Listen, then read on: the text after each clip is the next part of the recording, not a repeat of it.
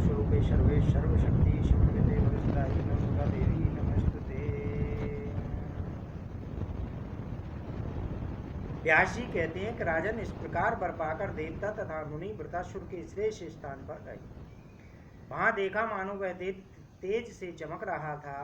वह ऐसा प्रबल जान पड़ता था मानो त्रिलोकी की भस्म कर देगा और देवता इसके ग्रास बन जाएं। तब वे लोग वृतासुर के समीप जाकर प्रिय वचन कहने लगे। उन्होंने देवताओं का कार्य सिद्ध करने के लिए शाम नीति का आश्रय लिया था, अतएव उनके मुख से बड़ी ही सरल वाणी निकल रही थी। उन्होंने कपट भरी बड़ी ही मधुर तथा सरस वाणी से वृतासुर को संधि करने के लिए प्रसन्न कर लिया। उनकी बात सुनकर व्रत ने कहा, महाभाग, सूखे अस्त्र, गीले अस्त्र, पत्थर तथा भयंकर वज्र से दिन में एवं रात में देवताओं सहित इंद्र मुझे न मारे। इस प्रकार की शर्त पर इंद्र के साथ संधि की जा सकती है, अन्यथा संधि बिल्कुल असंभव है। व्यास जी कहते हैं, राजन, तदंतर उन्होंने वृतासुर से कहा, बहुत ठीक, ऐसा ही होगा। इंद्र ने आकर सारी शर्तों को स्वीकार कर लिया। तब से वृतासुर इंद्र की बातों पर विश्वास करने लगा।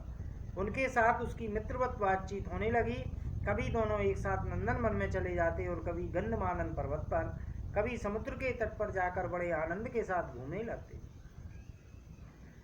इस प्रकार की मित्रता हो जाने पर वृतासुर के मन में बड़ी प्रसन्नता हुई। फिर भी वृतासुर को मारने की इच्छा इंद्र के मन में बनी हुई थी। वे उपाय ढूंढ रहे थे। उनका मन सदा उद्विग्न रहता था, कोई ऐसा अवसर आ जाए। इस बात का अन्वेषण वे कर रहे थे। एक समय की बात है, इंद्र के प्रति पूर्ण विश्वास करने वाले अपने पुत्र व्रत को संबोधित करके त्वष्टा ने उनसे कहा, महाभाग, मैं तुम्हारे हित की बात कहता हूँ, उसे सुनो। जिससे एक बार बड़ा बैर हो चुका है, उसके प्रति कभी किसी प्रकार की विश्वास नहीं करना चाहिए। इंद्र तुम्हारा पूर्व वैरी है। दूसरों से डहा करने की वृत्ति उसके मन से कभी अलग नहीं होती। लोभ से मतवाला होकर वह सदा द्वेष करता रहता है। उसके मन में सदा पाप बुद्धि बनी रहती है। दूसरों का छिद्र ढूंढना, द्वेष करना, कपट करना तथा अभिमान में चूर हो जाना उसके स्वाभाविक गुण है। बेटा, किसी प्रकार भी इस इंद्र के प्रति विश्वास मत करना। पुत्र, जो एक बार पाप कर चुका है, उसे फिर पाप करने में क्या संकोच होगा। व्यास जी कहते हैं, राजन, इस प्रकार की पूर्ण बातें कहकर त्वष्टा ने वृतासुर को भली भांति समझाया, किंतु मौत के सिर पर सवार हो जाने के कारण उसने उन बातों पर ध्यान नहीं दिया। एक समय की बात है, इंद्र ने वृतासुर को समुद्र के तट पर देखा। उस समय अत्यंत भयंकर संध्या काल की बेला बीत रही थी। तदंतर महात्माओं ने जो वर दिया था, वे बातें इंद्र के इस ध्यान में आ रही। सोचा, इस समय भयंकर संध्या सामने उपस्थित है, इसे न रात माना जाता और न दिन ही। अब इसी अवसर पर इस शत्रु को बल प्रयोग करके मार डालना चाहिए। यह बात बिल्कुल ठीक जच रही है। यहाँ निर्जन स्थान में यह अकेला ही मिल भी गया है। इससे बढ़कर उपयुक्त समय और कौन सा होगा। यूं मनी मन विचार करके इंद्र ने उसे तुरंत मार डालने का विचार किया। परंतु उनके मन में इस प्रकार की चिंता उठने लगी कि इस शत्रु को मैं कैसे मारूं, क्योंकि यह अजेय है। इंद्रियों सोच रहे थे कि समुद्र में बहते हुए पानी के फैन पर देवराज की दृष्टि पड़ी। वह फैन ऐसा पड़ता था मानो पर्वत का टुकड़ा हो। सोचा, यह फैन न सूखा है और न गीला ही है, इसे शस्त्र भी नहीं कहा जा सकता। फिर तो कौतूहलवश इंद्र ने उस फैन को हाथ में उठा लिया। साथ ही अपार श्रद्धा प्रकट करते हुए उन्होंने परमाशक्ति भगवती को ध्यान का लक्ष्य बनाया। चिंतन करते ही भगवती वहां पधारी और उन्होंने उस फैन में अपना अंश स्थापित कर दिया। भगवान विष्णु तो वज्र में प्रवेश कर ही चुके थे। उस वज्र को फैन से ढक दिया गया। इंद्र ने उसे फैन युक्त वज्र को वृतासुर पर फेंका। उसके लगते ही वज्र से कटे हुए पर्वत की भांति वह दाना एक जमीन पर गिर पड़ा और उसी क्षण उसके प्राण प्रयाण कर गए। अब इंद्र के आनंद की सीमा न रही। शत्रु का नाश हो जाने पर इंद्र ने बड़ी प्रसन्नता के साथ देवताओं को एकत्रित किया और वे उन भगवती जगदम्बा की आराधना में संलग्न हो गए, जिनकी कृपा से शत्रु को मारने की सफलता प्राप्त की थी। अनेक प्रकार के स्रोतों का उच्चारण करके वे देवी को प्रसन्न करने लगे। पद्म रागमणि से भगवती की मूर्ति बनाई, उसे अपने दिव्य उपवन में स्थापित कराया और उसी में उन परमा शक्ति की भावना करके देवी को प्रसन्न करने का सुअवसर प्राप्त किया। संपूर्ण देवता भी तीनों समय प्रातः, मध्याह्न एवं सायं विशेष रूप से देवी की अर्चना करने लगे। तभी से भगवती श्री देवी देवताओं की कुल देवी हो गई। घर घर उनकी उपासना अनिवार्य हो गई। फिर त्रिलोकी में सर्वाधिक आदर पाने वाले भगवान विष्णु की भी इंद्र ने पूजा की। महान पराक्रमी वृत्रासुर देवताओं के लिए बड़ा ही भयंकर था। उसके मर जाने पर देवगण प्रसन्न हो गए। सुखदायी पवन चलने लगी। गंधर्व, यक्ष, राक्षस, किन्नर सबके सब उत्सव मनाने लगे। इस प्रकार पराशक्ति के प्रवेश किए हुए फैन द्वारा वृत्रासुर को मारने में इंद्र बड़ी सुगमता से सफलता प्राप्त कर सके। देवी ने पहले ही उस दानव की बुद्धि कुंठित कर दी थी। तदंतर त्रिलोकी में यह बात फैल गई कि देवी ही वृत्रासुर का संहार करने वाली है। उन्होंने इंद्र के द्वारा उसे मरवाया था, अतएव इंद्र ने उसका वध किया है, यूं कहा जाता है। व्यास जी कहते हैं, राजन, वृत्रासुर की जीवन लीला तो समाप्त हो गई, पर व्रत वध की कथा से हत्या के भय से इंद्र अत्यंत घबराए हुए अमरावती से धारे। मुनियों के मन में भी आतंक छा गया था। वे सोचने लगे, इस शत्रु को मारने के लिए हमने यह कितना नीच कर्म कर डाला। निश्चय ही हमारे धोखे में पड़कर यह मारा गया है। आज इस इंद्र के संपर्क में आने से हम जो मुनि कहलाते हैं वह मुनि शब्द ही व्यर्थ हो गया। आज हम भी विश्वासघाती बन गए। पाप को पैदा करने वाली तथा अनर्थों की जननी इस माता को धिक्कार है। पापियों को परामर्श देने वाले, बुद्धि देने वाला, प्रेरित करने वाला और समर्थ करने वाला भी पाप का भागी होता ही है। धर्म, अर्थ, काम, मोक्ष, इन चार पदार्थों में धर्म एवं मोक्ष ये दो ही सार पदार्थ हैं, सो नष्ट हो गए। इस प्रकार की मानसिक चिंता से अत्यंत संतप्त होकर वे मुनि लोग भी अपने आश्रम पर चले गए। उनके मुख पर उदासी छाई हुई थी। भारत, इंद्र ने मेरे पुत्र व्रत को मार डाला है, यह अप्रिय समाचार सुनकर त्वष्टा रो पड़े। दुख से उनका हृदय संतप्त होता। वे बार बार शोक प्रकट करने लगे। फिर अत्यंत शोकाकुल होकर जहां व्रत की लाश थी वहां गए, उसे देखा और उसके पारलौकिक संस्कार की व्यवस्था विधिवत संपन्न की। उन्होंने जल में बैठकर स्नान किया, तिलांजलि दी और महान शोकाकुल होकर मित्रघाती पापात्मा इंद्र को शाप देने को तैयार हो गए। उन्होंने कहा, जिस प्रकार अनेक प्रतिज्ञाओं के प्रलोभन में डालकर इंद्र ने मेरे पुत्र का वध कर दिया है, वैसे यह भी महान दुख का भागी बने।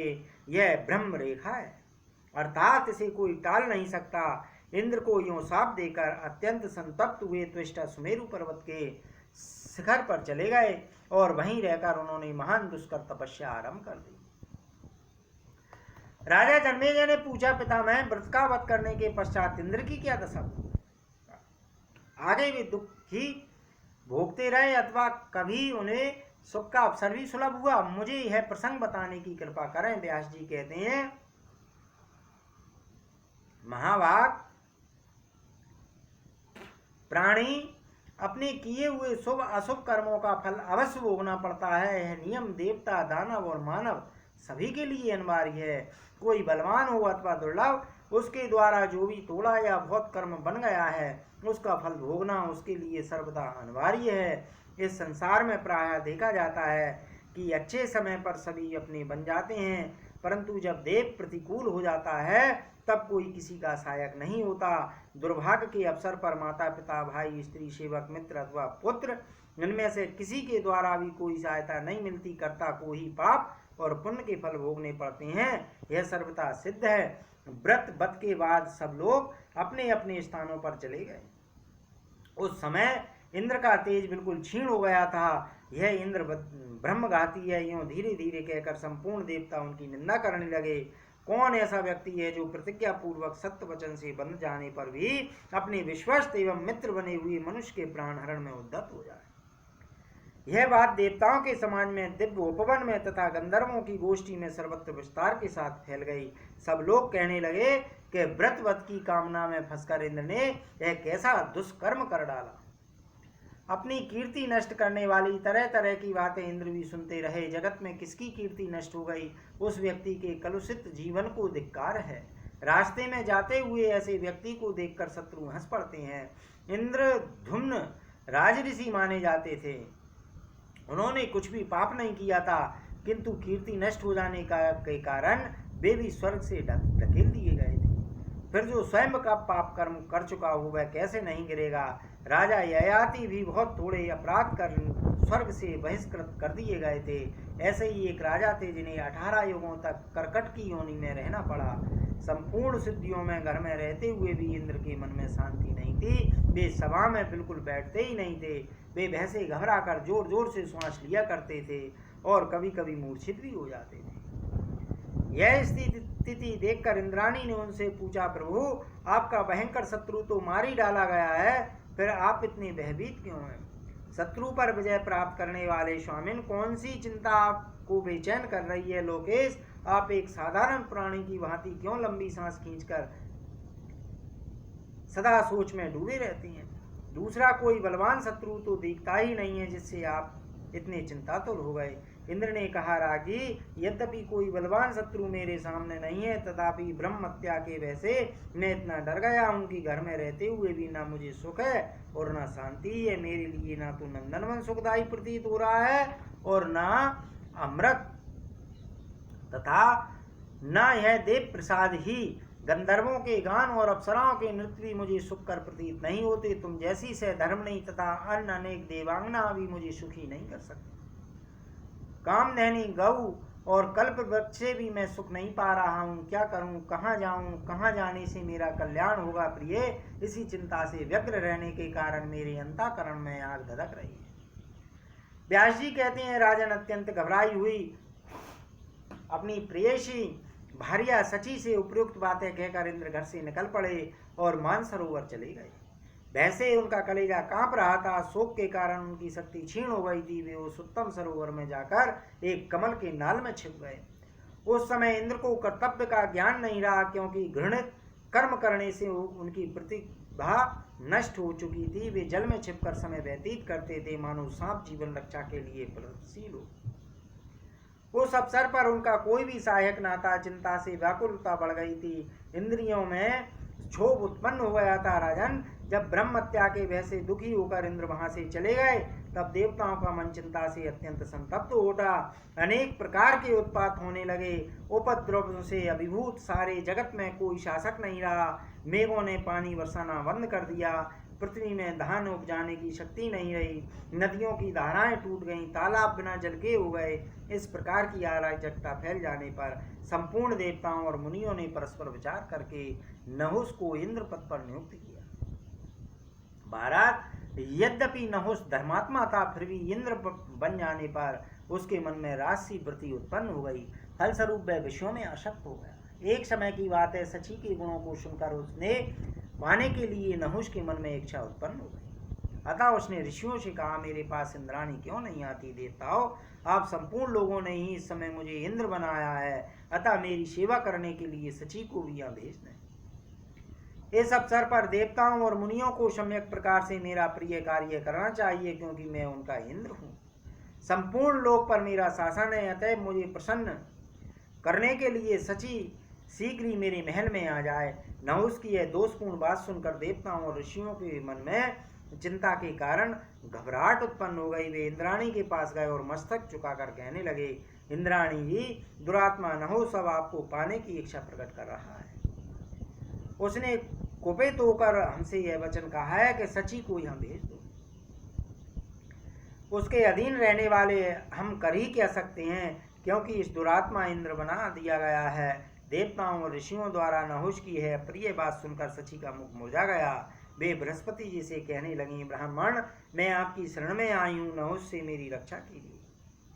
बृहस्पति ने कहा, पापांध नहुस से तुम किंचित मात्र भय मत करो।